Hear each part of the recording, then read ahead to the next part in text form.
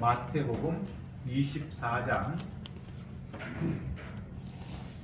32절부터 39절까지 교독하겠습니다.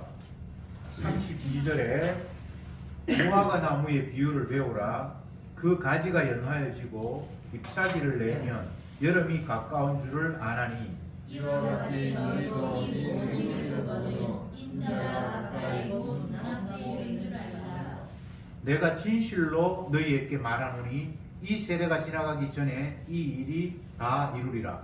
천지는 없어지겠으나 내 말은 없어지지 아니하리라. 그러나 그날과 그때는 아무도 모르나니 하늘의 천사들도 아들도 모르고 오직 아버지만 아시느니라. 노아와 같이 진짜의 눈으로 돌아오리라. 홍수 전에 노아가 방주에 들어가는 날까지 사람들이 먹고 마시고 장가들고 시집가고 있었으며 홍수가 나서 저희를 다 멸하기까지 깨닫지 못하였으니 인자의 이남도 이와 같으리라. 아멘. 마태복음 24장은 마지막 때의 일, 종말의 상황을 예수님께서 제자들에게 설명하시는 내용입니다. 주님, 마지막 때에는 어떤 일이 있을 것입니까? 라고 질문을 했고 예수님이 그에 대해서 쫙 이야기하는 내용이 24장을 채우고 있습니다. 마지막 때라고 하면 우리는 어떤 찰나, 순간, 정확하게 몇 시, 몇 분, 몇 초 이렇게 이제 마지막 때를 생각하게 되는데 주님이 말씀하시는 것은 그렇게 꼭 집어서가 아니라 꽤 긴 어떤 상황들을 전체 이야기하면서 그게 마지막 때라고 이렇게 말씀하심으로 말미암아 우리의 때에 대한 인식과 주님이 말씀하시는 때가 그 시간의 그 폭이 차이가 있다 이런 느낌을 갖게 됩니다.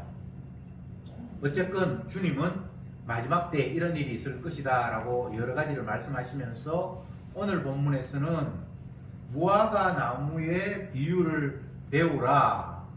가지가 연하여지고 잎이 나는 것을 보면 여름이 가까운 것을 아는 것처럼 인자의 때도 그렇게 가깝게 온다. 곧 눈앞에 이르렀다. 이렇게 말씀을 하셨습니다. 무화과 나무가 우리나라에도 자랍니다만 이스라엘 이 지역에는 굉장히 좀 흔하고 보편적이어서 무화과 이야기를 하면 백성들이 다 알아들을 수 있는 그런 너무나 평범하고 자연스러운 비유입니다. 늦은 봄에 가지가 아주 이게 싱싱하게 푸르게 되는 것은 곧 열매를 맺기 위해서 수분을 막 이렇게 흡수한다고 합니다. 그러면 가지가 이제 싱싱하게 푸릇푸릇하게 될 때에 곧 이제 이파리가 자라고 잎이 자란과 동시에 이제 씨가 열매가 이렇게 하나하나 자라가는 그런 형국이 무화과 나무의 모습, 무화과 나무의 생태인데 무화과 나무가 잎이 막 무성하게 자라고 열매가 막 자라고 하면 아 이제 여름이 됐구나 이렇게 누구나 다 아는 거죠. 우리로 이야기하면 매화가 피면 아 이제 곧 봄이 오겠구나 이제 여름이 끝나가는 겨울이 끝나가는구나 이렇게 느끼는 거와 똑같은 거예요. 뭐 특별한 이야기는 아니고요. 그냥 그 생활상을 자연 주변에 있는 모든 이야기들을 가지고 주님께서 때 시기를 설명을 하시는 건데 무화과 나무가 잎이 무성하게 자라면 이제 여름이 오는 걸 너희들이 알잖아. 그러면서 이러한 징조가 있으면 이제 내가 곧 이르렀다. 이제 곧 심판의 때가 됐다라고 이렇게 깨달으면 된다. 이런 말씀을 주님이 하셨습니다. 마태복음 앞부분에 16장에서도 주님께서 그런 말씀을 하셨는데 너희가 천기는 분별할 줄 알면서 시대의 표적은 분별하지 못하는구나 이렇게 말씀하셨잖아요. 깊은 밤이 되고 어두워져서 깜깜하게 되면 아 이제 곧 날이 밝겠구나 해가 뜨겠구나 이렇게 아는 것처럼 가을이 되어서 낙엽이 다 떨어지고 이제 점점 찬바람이 불어오면 여름이 이제 겨울이 곧 올겠구나, 김장하자, 이렇게 느끼는 것처럼, 굳이 달력을 보지 않더라도, 누가 몇 월 며칠이라고 말하지 않더라도 우리가 살아가는 이 주변의 생태계가 돌아가는 모습을 보면서 이제 이럴 때가 됐다라고 이렇게 아는 것처럼, 주님이 펼치시는 이러한 상황, 이것이 되면 이제 주님께서 심판하시고 마지막 때가 이르렀구나 라고 알아야 된다 라고 말씀을 하시는 겁니다. 인자가 곧 문 앞에 이르렀다. 인자, 예수님 자신이 이제 곧 문 앞에 이르렀다 라는 말은 문 열고 들어가면 이제 어떤 상황이 펼쳐지는 거잖아요. 손님을 기다리는데, 보통 아파트 같으면 1층에 통과하는 문이 있고 또 자기 집 대문이 있고, 아파트는 보통 두 문을 통과해야 이제 집 안으로 들어오는데, 보통 손님이 오면 1층에서 띵동 누르면 현관에서 이제 도착했구나 해서 문을 열어주면 들어오는데, 어떨 때는 그 문을 누가 뭐 택배 기사가 오든지 어떻게 해서 문이 열리면 바로 벨을 눌러서 대문 앞에 오는 경우가 있어요. 그러면 약간 당황을 하죠. 내가 문을 열어줘야 되고 잠깐에 뭐 옷도 갈아입고 뭐 파자마 입고 있었으면, 근데 갑자기 대문을 현관문을 통과한 것이 아니라 우리 집 대문을 열네? 그럼 문 열면 바로 내 모습이 보이잖아요. 1층에서 문을 열면 벨을 누르면 내가 문 열어주고 다시 뭐 엘리베이터 타고 올라와서 잠깐 옷을 갈아입고 그런 시간이 있는데, 안 그럴 경우가 있죠. 무엇이든 준비하고 대비해야 되는데 그렇지 못하고 갑자기 닥쳐왔을 때의 상황은 이제 심각한 거예요. 예수님께서 그 이야기를 하셨습니다. 34절에 내가 진실로 너희에게 말하노니 이 세대가 지나가기 전에 이 일이 다 이루리라. 인자가 문 앞에 이르렀다. 이 시대가 지나가기 전에 이제 어떤 상황이 펼쳐질 것이다. 이것을 가지고 예수님의 재림 때를 이야기하는 것이다, 아니면 십자가 지시는 것을 이야기하는 것이다. 또 어떤 사람들은 예수님이 돌아가시고 난 이후에 약 40년 후에 그 예루살렘 성전이 로마 군대에 의해서 점령을 당해서 완전히 이스라엘이 파괴될 시점을 이야기하는 것이다. 많이 이야기를 하는데, 성경에서 이 이야기는 우리가 생각하는 것처럼 딱 집어서 이때를 이야기하는구나 라고 답하기 힘든 어떤 상황들이 이렇게 겹쳐있는 그런 경우가 왕왕 있습니다. 이것은 우리의 때와 주님의 때가 다르기 때문이죠. 시간 인식이 다르기 때문이죠. 예수님이 이 땅에 오심, 그걸 초림이라고 하는데, 그 다음에 예수님께서 십자가 지심, 그리고 다시 재림, 이 상황을 다 주님은 한마디로 통틀어서 그냥 종말이다 이렇게 말씀을 하세요. 종말. 예수님 오시면서 벌써 종말이라고 했고, 십자가 지면서 다 끝났다라고 이야기했고, 그리고 다시 오신다고 하면서 또 끝난다고 이야기했고, 그러니까 이 시간이 막 중첩되어 있는 거예요. 우리는 언제 몇 월 며칠 몇 타이밍에 딱 뭐 이렇게 시간을 하나하나 측정해서 몇 초, 5초, 3초, 4초, 2초 땡 이렇게 하면 뭐 2025년이 밝았습니다. 이런 딱 인식을 가지고 있는데, 주님이 마지막 때 종말은 그런 식의 타이밍이 안 되는 거예요. 일부러 하나님께서 그렇게 하셨어요. 왜냐하면 내 생각은 너희 생각과 다르다, 그걸 보여주시는 거죠. 어쨌건 주님의 일하시는 모습은 우리가 쉽게 납득하거나 내가 받아들일 수 있는 그런 식으로 일하시지를 않아요. 그래서 사람들은 주님의 일하심에 대해서 짜증이 나고 때로는 분노가 일어날 때가 한두 번이 아닙니다. 성경 말씀을 읽으면 도대체 왜 이런 이야기를 하셨지? 왜 이런 식으로 주님께서 일하실까? 이런 의문들이 끝도 없이 일어납니다. 별 생각 없이 쓱 읽어가면 그런 생각이 안 되는데, 좀 꼼꼼하게 하나하나 문장을 따져보면 왜 이런 식으로 일을 하는지 정말 이해할 수 없고 때로는 주님이 하시는 일 때문에 짜증이 왕창 일어날 때가 너무나 많습니다. 요즘 그 인터넷 이런 걸 통해서 사람들의 그 동향 이런 걸 보면 어떤 사건이 하나 생겨서 누군가가 밉상을 보이면 모든 언론들이 모든 여론들이 크게 다 돌 하나 던지는 식으로 막 그렇게 분노하는 그런 형국을 우리가 자주 목격하게 됩니다. 이제 한 열흘 지났습니까?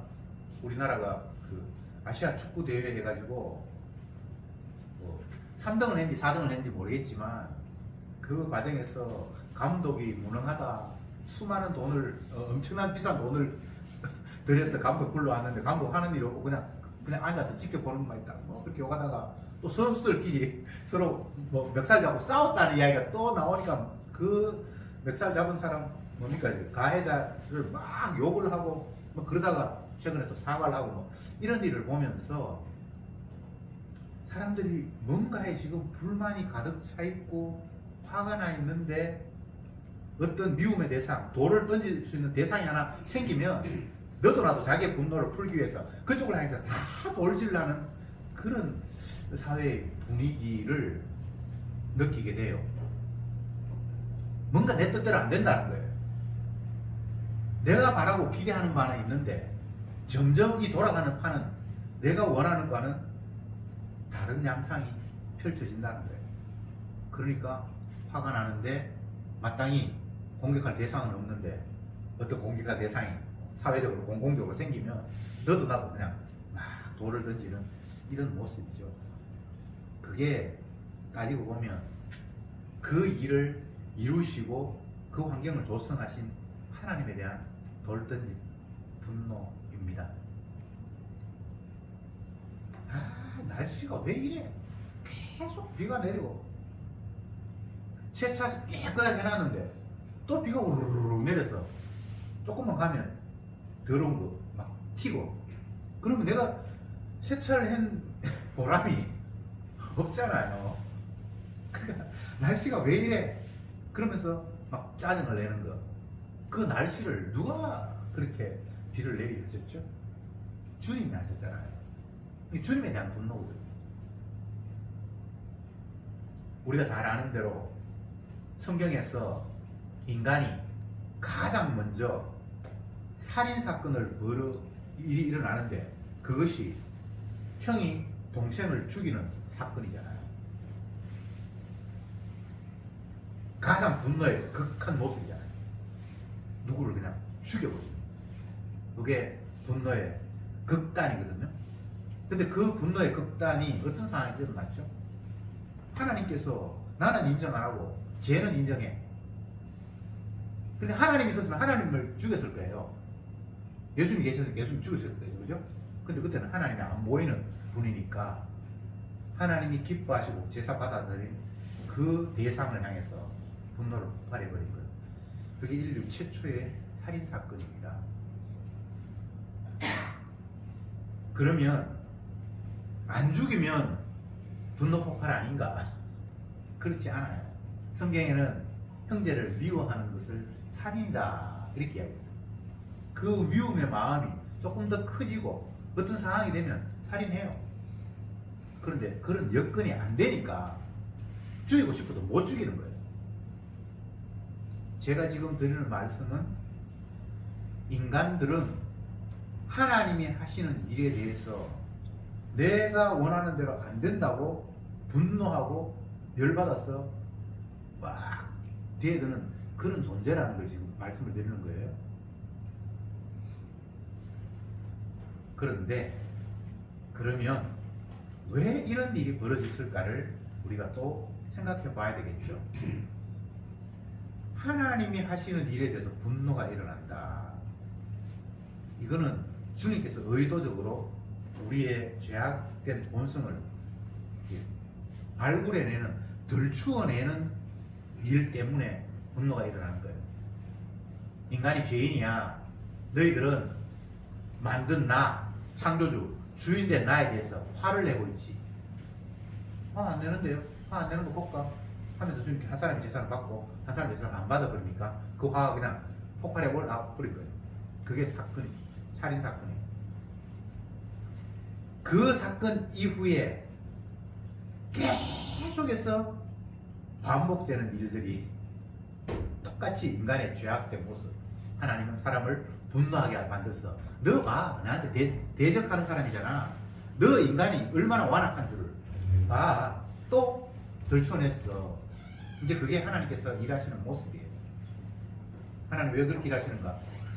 너는 내가 원래 만든 존재가 아니야. 너는 이미 파괴됐어. 너 지금 못됐다. 그걸 우리에게 계속해서 알려주시는 일입니다. 그런데 이 상황에서 우리는 이것을 어떤 식으로 해법을 찾는가 하면, 내가 이렇게 못됐구나. 이제 나의 못됨을 내가 좀 더 수양하고 노력하고 애를 써서 못된 인간이 아니라 하나님이 기뻐하시는 인간으로 내가 한번 바뀌어봐야지. 이런 식으로 인간은 또 해법을 찾습니다. 근데 그 해법이 안 되거든요.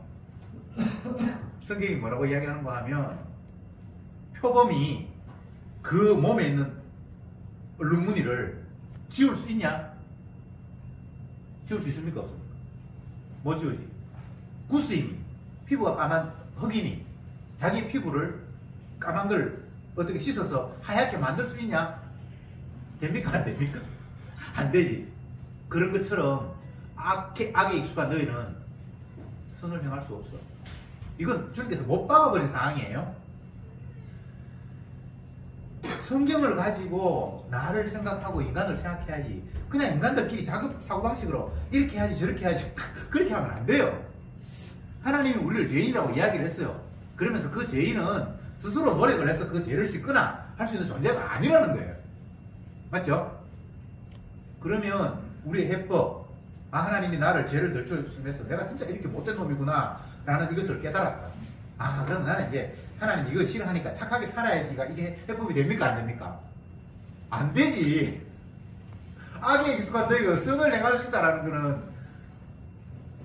표범이 얼룩무늬 지운다는 거하고 똑같은데 그거 안 되거든 이라고 주님 말씀하셨단 말이에요. 안 된다고 말씀하시면 안 되는 걸로 좀 간주를 합시다. 이거 왜 자꾸 오게요? 성화, 개뿔. 성화가 된다면 주님이 표범 이야기하거나 구스인의 이야기를 할 이유가 없잖아요. 안 돼요. 악에 익숙한 우리는 태어날 때부터 모친이 죄 중에서 인기해서 나는 죄밖에 안 나와요. 그걸 다윗은 우리아의 아내를 뭡니까? 우리아의 남편을 우리아의 남편입니까? 우리아의 아내를 우리아를 죽임으로 말미암아 깨닫게 되죠. 진짜 엄청난 살인을 하나님 앞에 사랑받아서 왕으로 선택받았고 주님이 성령을 부어주셔서 이스라엘 백성들을 막 승승장구하게 만드는 그 다윗에게 너 원래 모습은 나에게 분노하고 화낼 수밖에 없는 죄인이다 라는 걸 보여주기 위해서 우리아를 죽이게 만든 거예요. 그럴 때 주님께서 깨닫게 하셔서 너 내한테 반항하는 죄인이야. 왕이고 뭐 골리앗을 이겼고 그건 네 능력 아니야. 그 고백을 우리는 너무 잘 알잖아요. 내가 우리아를 죽인 것 이런 정도의 죄가 아니라 모친이 엄마가 태어날 때 나를 배울 때부터 죄인이어서 나도 그 죄인으로 태어났으니까 이런 행동밖에 내한테 나올 수가 없군요라고 그렇게 깨달아버린 거예요. 그러면서 무엇을 고백을 합니까? 나를 위해서 희생당하신 주님의 그 공로가 아니면 나는 깨끗하게 될 수 없다라는 이런 고백을 해요. 내가 제사드리고 번제드려서 하나님께서 기뻐하신 것이 아니라 상한 심령을 기뻐하신다. 근데 해법이 전혀 다르죠. 내가 죄인인 줄 알았어. 이제 착하게 살아야지. 이건 해법 아닙니다. 내 죄를 위해서 누군가가 대신 저주받고 희생당해야만 내가 깨끗해질 수 있구나라는 것이 성경의 해법이에요. 복음이 그렇게 흘러가는 겁니다. 다시 본문으로 돌아와서 35절에 천지는 없어지겠으나 내 말은 없어지지 아니하리라. 이 세상은 우리가 볼 때는 안 없어질 것 같아. 어제도 태양이 떴고 오늘도 태양이 떴고 내가 살아있는 동안은 계속해서 아침에 해가 뜨는 모습을 보면서 이거는 영원할 것 같다라고 그렇게 생각을 하잖아요. 근데 그건 영원하지 않대요. 그러면서 하시는 말씀이 내가 너에게 한 말, 그리고 이미 기록된 주님께서 자기 뜻을 선지자를 통해서 기록한 계시의 말씀, 이거는 안 변한다는 거예요. 바꾸지도 못하고 변할 수도 없고 중간에 취소되거나 그런 법이 없다는 겁니다. 아, 여기서 우리가 엄청난 걸 또 깨달아야 돼요. 변하는 것, 사라지고 없어지는 것이 있는가 하면 영원히 변치 않는 게 있는 거예요. 이게 중요합니다.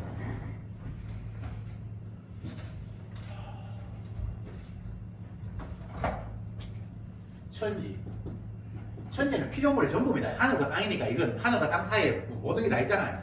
이거는 모든 피조물입니다. 천지는 없어진다. 그다음 주님의 말씀은 영원하다. 이걸 주님께 딱 제시하신 거예요. 이게 엄청난 일입니다. 없어질 것에 대해서 미련을 가져야 될 이유는 없잖아요. 먼저는 없어져 버리는데. 그런데 변하지 않는 것에 대해서 우리가 그걸 놓칠 수가 없어요. 그건 계속 되기 때문에. 천국과 지옥이 무서운 이유는 중단되는 게 없어요. 지옥에 갔는데 뭐 일정하게 교도소 살다가 나오는 것처럼 그런 게 없단 말이에요. 천국도 마찬가지죠. 그러니까 이건 무서운 거예요. 이 땅에 사는 거, 이건 다 누구나 다 살다가 그냥 끝나버려요. 이건 천지에 해당되는 거예요. 영원히 사는 사람이 누가 있습니까? 혹시 있으면 저한테 좀 얘기 좀 해주세요. 없어요. 미모가 아름답다, 세계에서 최고의 미인이다. 10년 지나보세요. 그 말 나오는가? 10년이 어떻게 보면 긴 세월이지만 또 어떻게 보면 순간이잖아요. 그렇지 않습니까? 뭐 여기 앉아있는 분도 뭐 옛날에 뭐 10대, 20대 때 뭐 한미 뭐 하셨던 분이 있을 텐데 20년, 30년 지나면 그런 미모 없습니다. 뭐 머리가 총명하고 똑똑하고 30년, 40년 지나면 다 실수하고 멍청이가 돼요. 영원한 거 없습니다. 우리가 눈으로 확인하고 만지고 보이는 천지, 이 땅에 있는 모든 피조물들은 다 없어져요. 그에 비해서 주가 말씀하신 것, 기록된 계시, 이거는 절대 없어지지 않아요. 바뀌지도 않아요. 그 주님이 말씀하셨습니다. 내가 세상을 심판한다. 그걸 주님께서는 인자가 문 앞에 이르렀다. 이렇게 말씀을 하시는 겁니다. 자, 지금까지 한 걸 다시 한번 정리를 해봅시다.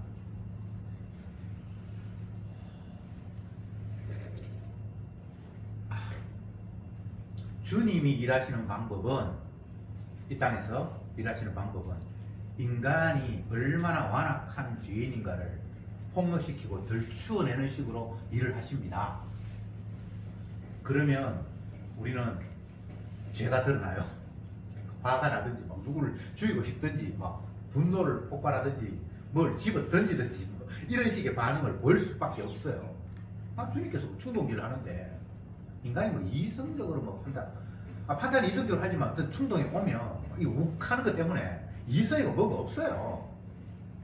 당장 화가 머리 끝까지 올라가는데 입에서 뭐 여기 티 나오고 손에 드는 거 떨어지고, 이거는 이성을 절제하고 뭐 그런 문제가 아닙니다. 충동이 일어날 때는 주님이 그렇게 충동을 일으킨단 말이죠. 그렇게 되어서 아이씨 내 꼬라지가 이것밖에 안 되나 라고 했을 때 그에 대한 해법으로 아이고 이제는 좀 자제하고 화를 좀 멈추고 해야지, 이런 식으로 해법은 아니란 말입니다.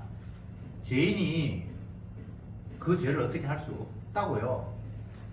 표범이 자기 몸에 있는 얼룩무리를 어떻게 지울 수 없듯이 죄인이 어떻게 할 수 없습니다. 그래서 결국은 우리의 죄를 해결하는 것은 하나님의 아들이 내가 받아야 될 저주를 십자가에서 대신 받음으로 말미암아 우리가 깨끗하게 되는 이 방법 말고는 다른 방법을 주님이 마련하신 적이 없어요. 이게 지금 복음이라는 거죠. 예, 그것까지 해놓고, 그리고 천지는 없어지지만 하나님의 말씀은 영원히 없어지지 않는다. 그러니까 우리가 자꾸 흔들릴 이유가 없어요. 하나님의 말씀에 너희는 죄인이야. 태생적부터 죄인이기 때문에 너한테는 죄밖에 안 나와. 그리고 그 죄를 너희들이 어떻게 한다고? 그건 애초에 불가능한 거야. 흑인이 어떻게 지 피부를 검었다고 이걸 세탁해서 하얗게 만들 수 있니? 그건 안 되는 거야. 이미 우리 힘으로는 죄 문제를 해결할 수 없다라고 이미 선언을 해버렸어요. 그러니까 내가 뭔가를 신앙생활을 하고 열심히 기도하고 회개하고 뭐 구제하고 봉사해서 내 죄를 씻거나 나를 깨끗하게 만들거나 죄인 아닌 의인으로 바꿀 수 있는 그런 방법은 애초에 하나님이 차단하셨어요. 안 되는 거예요. 이게 저와 여러분들 존재예요. 이게 깨달아지고 난 이후에 천지는 없어지지만 내 말은 없어지지 않는다. 주님께서 약속하신 건데 이거는 빼도 박도 못합니다. 바뀌지도 않습니다. 그것까지 해놓고 36절에 그러나 그날과 그때는 아무도 모르나니 하늘의 천사들도 아들도 모르고 오직 아버지만 아시느니라. 주님이 마지막 때를 이야기하면서 때를 너희들이 계산하지 말라는 거예요. 모른다. 천사도 모르고 언제 닥칠지 모른다. 왜 주님께서 이렇게 말씀하십니까? 주님이 때를 이야기하면 인간은 그 때를 맞추어서 자기가 대비해서 뭔가 할 수 있을 거라고 생각하는 거예요. 그런 말씀 자체가 죄인이 자기 죄를 씻으려고 하는 거하고 똑같은 거예요. 때를 알 수도 없지만 안다고 해서 대비해서 내가 뭔가를 할 수 있는 그런 존재가 아니에요. 그야말로 하나님의 하시는 일 앞에 인간은 무능해서 당할 수밖에 없는 존재. 당할 수밖에 없는 존재. 비를 뿌리면 비를 맞고 눈을 뿌리면 눈을 맞고 바람을 뿌리면 바람을 맞을 수밖에 없어요. 어제 그 TV 보는데 외국에서 우리나라에 와서 한국은 처음 이직하는 그 프로그램에서 덴마크? 우리도 네덜란드가 덴마크 사람인가 싶은데 그 친구들이 와가지고 서울에 여행 다니는데 비가 막 꽤 내리는데 우산도 안 쓰고 막 돌아다니는 거예요. 그래서 물어보니까 자기 나라는 비 오는 일이 이틀에 한 번씩 비 내려가지고 비 온다고 뭐 우산 쓰고 이렇게 호들갑 안 뜬다는 거예요. 내리면 비 맞고. 제가 그걸 보면서 물론 뭐 비 오는데 굳이 비를 맞아야 될 필요는 없지만 뭔가 하나를 깨달았어요.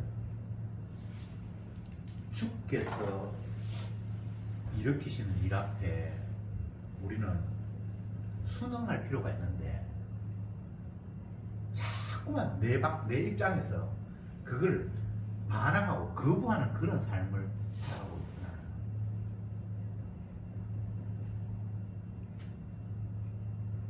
나이가 70 중반이 됐는데 병원에 가서 몸이 안 좋아 검사를 해보니까 뭐 암이 발생했다. 그래서 이 암을 또 수술을 해야 된다고 난리를 치고 어떤 사람은 그냥 서서히 전이 되다가 돌아가시는구나. 암을 그걸 또 제거를 해가지고 회복되면서 그렇게 돌아가시는 건 그게 그걸 것 같은데 나이가 70 중반이 됐는데 그냥 생물학적으로 이제는 올해 더 이상 그렇게 길진 않잖아요. 근데 어떻게 하지 더 살아야 되겠다고 그렇게 난리를 치는 모습. 이게 누구를 이야기하는 게 아닙니다. 그 인간의 보편적인 죄악성을 제가 이야기하는 거예요. 주님이 하시는 일 앞에 우리가 순응하고 받아들일 수 있어야 돼요. 히브리서 11장에 이런 말이 있습니다. 믿음이 없이는 하나님을 기쁘시게 못하나니. 하나님이 계신 것과 그가 자기를 찾는 자들에게 상 주시는 이심을 믿어야 할지니라. 믿음이 없으면 하나님을 기쁘시게 못하는데 그 믿음의 내용에 반드시 그가 살아계신 것과 또 그를 찾는 자들에게 상 주신다는 것을 믿어야 된다는 거예요. 그가 계신 것과 그가 계셔요. 그래서 모든 걸 당신의 뜻대로 자기 영광을 위해서 움직이고 계시는 거예요. 그래서 우리 앞에 닥치는 모든 일들이 그가 계심의 증거예요. 또 더 구체적으로 이야기하면 내가 죄인이라고 계속해서 찔러대는 일의 일부에 이렇게 내가 완악하구나. 하나님이 원래 만드신 모습이 이게 아닌데 내가 이렇게 오염되어 있구나를 수시로 주님의 일하심 앞에 날마다 노출되고 깨닫고 이게 은혜의 출발입니다. 아이고 훌륭하다 착하네 이게 우리가 느끼는 좋죠. 그런데 안 훌륭하고 안 착한데 대학교 훌륭하다 착하다는 그 이야기는 거짓말이잖아요. 몸이 암이 퍼져가지고 지금 다 죽어가는데 아이고 뭐 인물도 좋으시네요 오래 사시겠습니다 이런 말을 해봐야 그거는 거짓말이잖아요. 죄인에게 너 죄인이야 라는 이야기가 은혜의 출발이거든요. 그래서 내 모습이 이런 모습이라는 것이 첫 번째로 깨달아져야 그 다음 이야기가 받아들여져요. 아, 죄인인 거는 맞는데 이 죄 문제를 내 스스로 해결할 수 있는 거는 또 아니구나. 그러면 어떻게 해결하는데 주님께서 우리 죄를 담당하신다라고 말씀을 하셨구나. 그래서 주님께서 십자가 지시는 일, 그 일이 자기 백성의 죄를 담당하시는 일로 복음으로 이제 받아들여지기 시작을 하는 거예요. 지가 죄인이라는 사실을 알지 못하면 십자가는 자기하고 아무 상관없는 이야기예요. 주님이 쓸데없는 일 하시네요. 나 죄 없어요. 서기관 바리새인데 그런 했잖아요. 나는 죄인을 보러 왔다. 저 사람 희한한 사람이네. 그래 죄인들끼리 유유상종이라고 너희들끼리 잘 놀아라. 나는 너희끼리 놀래. 이게 저주받은 일이잖아요. 주님의 때는 모른다. 몰라야 된다. 너희들이 대비할 수 있다는 그 생각 자체를 버려라. 그렇게 말씀하십니다. 그 다음 37절에 노아의 때와 같이 인자의 임함도 그러하리라. 홍수전에 노아가 방주에 들어가던 날까지 사람들이 먹고 마시고 장가들도 시집가고 하면서 홍수가 나서 저희를 다 멸하기까지 깨닫지 못하였으니 인자의 임함도 그러하리라. 노아 홍수 시대 때를 이야기하면서 이처럼 나의 때도 이렇게 똑같이 벌어질 거라고 했을 때 사람들이 오해하는 거 첫 번째. 아, 노아 시대는 사람들이 방주를 예비하는 것에 동참하지 못하고 그 안에 못 들어갔으니까 다 망했구나. 이제 주님께서 마지막 때에 말씀하시니까 잘 준비해서 천국에 올인해야지. 이런 생각 자체가 엉터리예요. 그때와 같이 이때도 이와 같다라는 말은 똑같이 그렇게 마지막 때가 일어난다는 거예요. 우리가 대비할 수 없습니다. 내가 마지막 때라고 해서 이제 천국 가야지 알곡과 쭉정이를 나눈다면 나는 알곡이 돼야지 이렇게 해서 알곡 되는 사람은 없어요. 안 돼요. 그냥 주님께서 노아의 때와 같다라고 했을 때는 노아와 그 가족들에게는 하나님께서 방주에 들어가라고 지시를 하셨고 나머지한테 그게 없어요. 그래서 나머지는 다 물에 썰려 죽고 노아의 가족은 구원 없고 이런 방법이 하나님이 마지막 때 하시는 일이라는 거예요. 뭘 준비를 해요? 우리가 준비를 할 것 같으면 그 나라가 내 공로로 들어간 나라가 되는데 그렇지 않습니까? 하나님의 나라는 아들이 중심이 되어서 아들을 영화롭게 하는 곳이에요. 그래서 그 아들의 공로만 찬양이 돼야 돼요. 그곳에 들어온 사람들은 모두가 다 아들의 희생과 공로 때문에만 들어와야 돼요. 맞죠? 만약 내가 노력하고 애써서 들어왔으면 내가 받아야 될 상도 지분도 좀 있는 거예요. 천국에서. 그러면 오로지 주님 앞에 영광 돌린다라는 게 말이 안 돼요. 주님이 공로 99%, 내 공로 1%, 나도 잘했지요. 이렇게 되는 거잖아요. 근데 하나님 나라는 그런 게 허용이 안 되는 거예요. 오로지 하나님의 아들의 그 십자가에 피 흘리시며 공로만 100% 찬양되는 것. 그게 천국이고 그게 아들의 나라예요. 하나님이 그렇게 기뻐하십니다. 왜 그렇게 하셨나라고 물으면 안 돼요. 주님이 그게 기쁘신 뜻이에요. 그 기쁘신 뜻대로 창조하실 때도 보시기에 심히 좋았더라. 그분의 기쁘신 뜻대로 하는 거예요. 나는 안 기쁜데 그건 죄인이어서 그래요. 주님이 하신 일 앞에 우리는 그냥 박수부대일 뿐입니다. 잘하셨습니다. 주님 기뻐하시면 그건 당연하죠. 그렇게 하셔야죠. 근데 우리는 그렇게 안 되잖아. 그 이유가 내가 스스로 선악과 담궈서 신이 되려고 하는 마음이 하나님과 라이벌이에요. 내가 잘 돼야 된다. 나는 완전히 찌그러지고 주님만 흥해야 된다. 그게 화가 나는 거예요. 그러나 정작 자기 자신이 누구인 줄 깨닫고 주님의 은혜에 사로잡힌 사람은 주님만 흥하여야 하고 나는 쇠하여야 된다는 사실을 정확하게 깨닫는 거예요. 그 안에 참 평안이 있는 걸 아는 거예요. 그것이 진정 주님의 사랑의 정점에 있다는 것을 깨닫는 거예요. 이제 좀 정리를 해야 될 시간이 됐는데, 예수님께서 이 땅에 뛰어내려오셨어요. 하늘에 계셔야 될 분이, 우리에게 보여야 될 필요도 없는 그분이 직접 죄인된 모습으로 이 땅에 직접 뛰어내려오셨어요. 이건 평범한 상황이 지금 아니잖아요. 창조주가 피조물이 계시고 죄악으로 가득 찬 사단이 장악하고 있는 이 땅에 죄인의 모습을 그냥 입고 이 땅에 뛰어내려오셨어요. 이건 엄청나게 심각한 상황입니다. 왜 뛰어내려오셨는가? 세상을 무너뜨리기 위해서. 이거 내가 원하는 세상 아니야. 이 땅에 있는 인간, 내가 원래 만든 인간 아니야. 내가 다 멸해버릴 거야. 그걸 위해서 이 땅에 뛰어내려오신 거예요. 그 상황을 세례 요한은 도끼가 나무 뿌리에 놓였다. 굉장히 심각한 상황이에요. 열매 없으면 그냥 찍어버리겠다. 근데 그 열매가 지금 있습니까? 하나도 없어요. 세상은 다 어둠인데요. 다 태생부터 죄밖에 안 나오는, 그래서 죄만 지을 수밖에 없는 그런 환경 속에 다 놓여있어요. 그래서 주님이 이 땅에 오셔서 다 무너뜨리겠다, 심판하시겠다 라고 하시면서 이 땅에 오셨습니다. 그리고 심판을 하시고 나면 새 나라를 만들겠다고 말씀하십니다. 기존에 있는 나라 폐기 처분하고 새 집 짓겠다.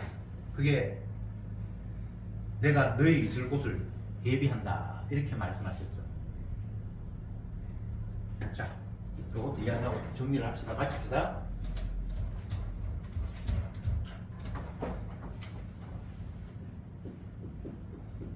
예수님의 오심, 이 땅에 오심. 첫 번째, 심판. 이건 세상을 그냥 진멸, 뭐 환경, 사람 할 것 없이 이 땅에 있는 모든 것들을 다 진멸하게 했다고 했습니다. 그 다음 새집 건설, 천국이죠.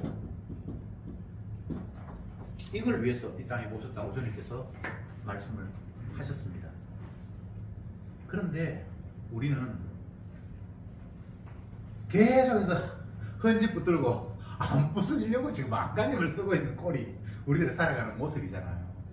어쨌든 이게 여기서 조금 더 웃고 조금 더 괜찮게 살려고 발부둥을 치잖아요. 이게 다 믿음 없음의 증거예요. 폐기 처분할 것들은 그냥 폐기 처분하도록 내버려 두면 돼요. 재개발이 확정이 됐고 이제 며칠 되면 이건 다 무너뜨리고 새롭게 지금 뭔가 올라간다라는 걸로 생각하면 돼요. 그래서 그냥 수순이 되면 우리가 그 날과 그 시는 모르지만 이렇게 지금 상황이 흘러가니까 그래, 주님께서 무너뜨리고 새집 지으신다 하면 그렇게 돼야지. 이게 받아들이는 게 성도예요. 고린도후서의 5장에 우리의 장막집이 무너지며 하나님이 지으신 집 하늘에 있는 영원한 집이 있는 줄 아나니 이렇게 되어 있습니다. 이 땅에 있는 장막집이 무너져야 이제 하나님께서 새롭게 지으시는 집이 따로 있구나 라고 깨닫게 된다는 말이죠. 천지는 없어지겠으나 내 말은 없어지지 아니하리라. 주님이 이렇게 말씀하신 건 이거는 취소되는 거 아닙니다. 예.